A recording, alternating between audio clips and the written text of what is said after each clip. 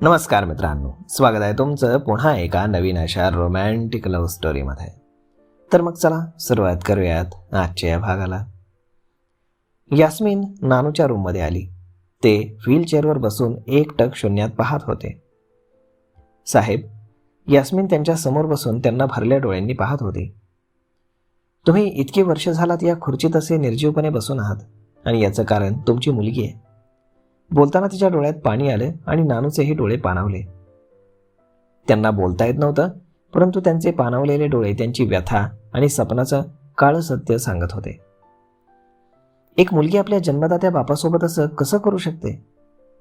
Madam रागीट आहेत, स्वार्थी आहेत हे तर मला माहीत होतं, परंतु त्या इतक्या नीच आणि पाताळ यंत्री असतील याची मला अजिबात कल्पना नव्हती. स्वतःच्या स्वार्थासाठी त्यांनी तुमच्यासोबत असं केलं? शर्विलच्या बाबांना मारलं? यास्मिन रडत बोलली.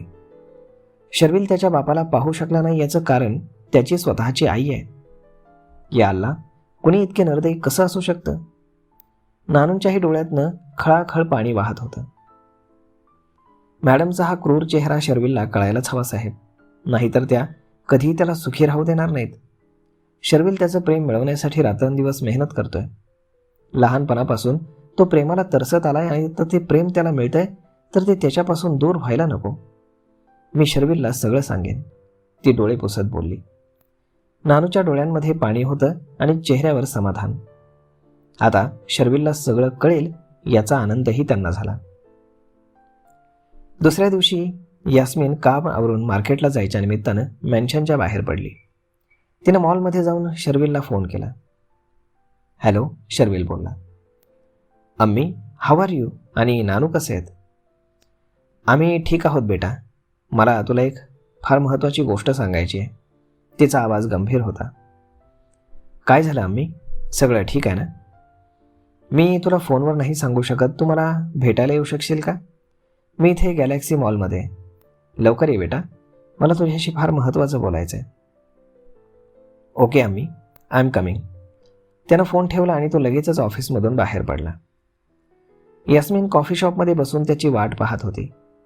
तिनं कॉफी मागवली होती आणि ती पीत होती, परंतु अचानक तिला तिच्या चेस्टमध्ये काहीतरी जाणवलं आणि तिच्या हातून कॉफीचा मग खाली पडला.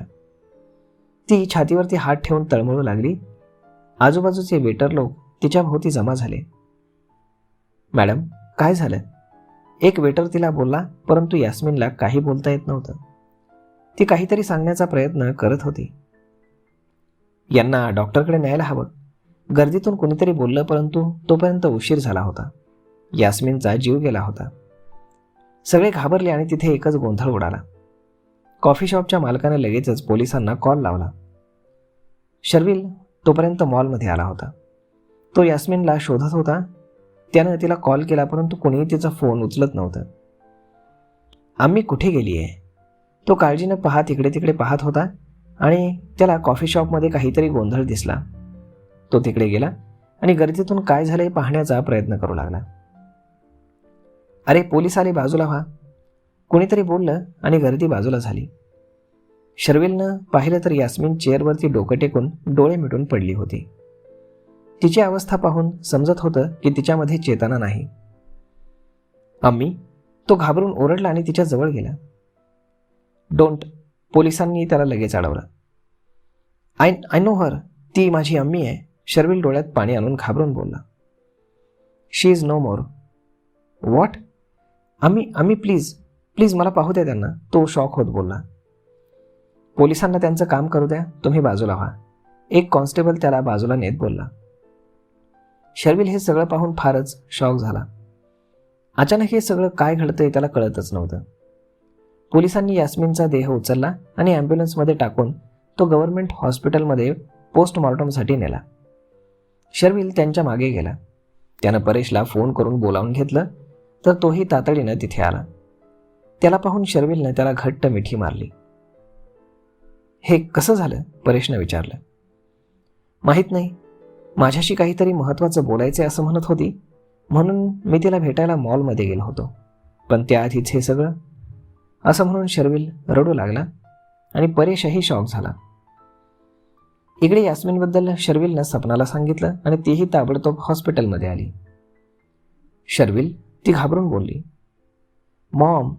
शर्विलनं तिला रडतच मिठी मारली. काय झाले यास्मिनला? सपनानं विचारलं. आम्ही आता या जगात नाही. व्हॉट? सपना शॉक झाली. हे कसं झालं? माहीत नाही. नानू ठीक आहेत ना? त्यानं काळजीनं विचारलं. हो, ते ठीक आहेत. पण तुला कसं कळालं यास्मिन इथे? ते आम्ही. शर्विल बोलतच होता आणि परेशनं त्याला पुढे काही बोलू नको असं खुणावलं. मी योगायोगानं त्याच मॉलमध्ये होतं. गोंधळ पाहून तिथे गेलो तर अम्मी असं म्हणून तो पुन्हा रडू लागला.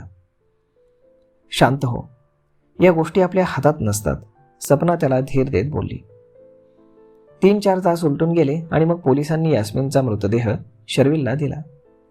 त्यांनी मृत्यूचं कारण हार्ट अटॅक असं सांगितलं. यास्मिन मुस्लिम होती, त्यामुळे शर्विलनं त्यांच्या पद्धतीने तिचे अंत्यसंस्कार केले.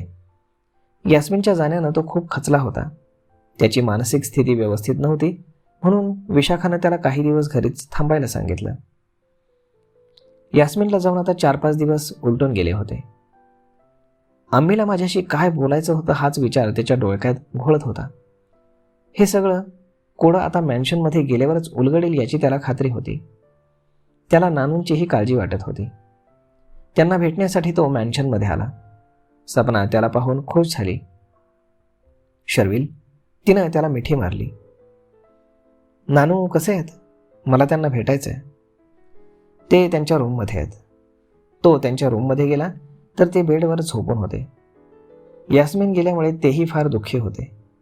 तेही नीट खात पीत नव्हते. नानू. शर्विलनं त्यांना आवाज दिला. त्यांच्या बाजूला बसून त्यांचा हात हातात घेतला तर नानूंच्या डोळ्यात पाणी आलं. कसे आहात? शर्विल त्यांच्या डोळ्यातील पाणी पुसत बोलला. रडू नका, मी आहे ना. मी तुमची काळजी घेईन. मी लवकरच तुम्हाला इथून घेऊन जाईल, तो त्यांना धीर देत बोलला आणि त्यांच्याशी बोलून तो बाहेर आला. शर्विल, आता तरी हट्ट सोड, परत ये, सपना बोलली, पण तो काहीच बोलला नाही. मला आम्मीचं सामान हवंय. कशाला? निशा बोलली. त्यांची आठवण म्हणून, शर्विल बोलला. तुला काय हवंय ते घे, सपना बोलली. शर्विल यास्मिनच्या रूममध्ये आला. तिच्या बऱ्याच आठवणी त्याला आठवत होत्या. त्यानं तिचं सगळं सामान पाहिलं तर त्यात संशयास्पद असं काही वाटत नव्हतं. तिचे काही फोटो, तिची जपण्याची माळ आणि अजून काही वस्तू ज्या तिला प्रिय होत्या त्या त्यानं एका बॅगेत भरल्या आणि तो बाहेर आला. मॉम, तो सपनाकडे पाहून बोलला. मला माझा फोन भेटेल का? फोनच काय, हे सगळं तुझं आहे शर्विल, सपना बोलली. मला फक्त माझा फोन हवाय. त्यात माझे आणि अम्मीचे काही फोटोज आणि व्हिडिओज आहेत. ते माझ्याकडे घेऊन मी तो फोन पुन्हा परत करेल, शर्विल शांतपणे बोलला. म्हणजे तू परत येणार नाहीस तर? सपना एक दीर्घ श्वास घेत बोलली, तर तो काहीच बोलला नाही. ठीक आहे, तुझ्या रूममध्ये आहे तुझा फोन, घे, असं म्हणून सपना तिच्या रूममध्ये निघून गेली. शर्विलने रूममध्ये जाऊन त्याचा फोन घेतला. इतक्या दिवसात वापर नसल्यानं तो डिस्चार्ज झाला होता. त्यानं चार्जरही घेतला आणि तिथून घरी निघून गेला. सपना, तू त्याला यास्मिनचं सामान का घेऊ दिलंस? निशा सपनाला बोलली. का घेऊ दिलं म्हणजे? असं कुठलं एक्सपेन्सिव्ह होतं त्यामध्ये काही? तरीही निशा यास्मिन त्याच्या खूप जवळची होती. तिच्याशी एक वेगळं नातं होतं त्याचं. मी त्याच्यात काही बोलू शकत नाही. त्याला तिच्या आठवणी जपायच्या असतील तर ठीक आहे, I don't have any problem, Sapna खांदे उडवत बोलली. आणि त्याचा फोन का दिलास? त्यानं काही केलं तर? काय करणार तो? त्याच्या फोनमध्ये काहीही नाही. पण मला एक गोष्ट समजत नाही आहे, तू या गोष्टींमुळे अशी घाबरली आहेस का? मी कशाला घाबरू? मी काय केलंय? ते तर त्यानं तुला काही नुकसान पोहोचवू नये म्हणून म्हणतेय. तो मला काय नुकसान पोहोचवणार? काहीही, सपना तिला इग्नोर करत बोलली आणि तिच्या कामात बिझी झाली. तर मग मित्रांनो, काय वाटतं तुम्हाला? इथे काही गेम झाला असेल? पाहूयात पुढच्या भागामध्ये. तोपर्यंत तुम्हाला आजचा हा भाग, ही लव्ह स्टोरी कशी वाटली हे तुम्ही आम्हाला कमेंट करून नक्कीच सांगा. आणि जर आवडली असेल तर आपल्या जवळच्या मित्रमंडळींसोबत देखील हा व्हिडिओ तुम्ही शेअर करायला विसरू नका. धन्यवाद.